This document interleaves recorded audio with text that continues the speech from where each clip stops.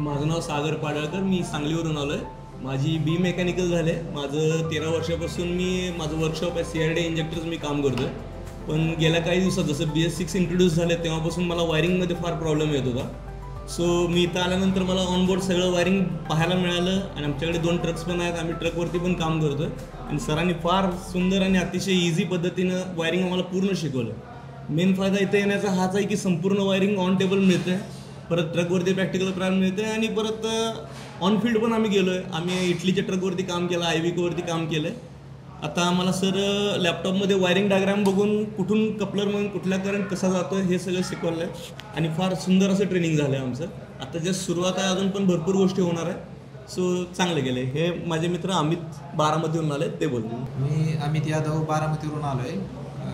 तर इथं आल्यानंतर हे BS6चं वायरिंग आम्हाला ऑन टेबल दिलं आहे.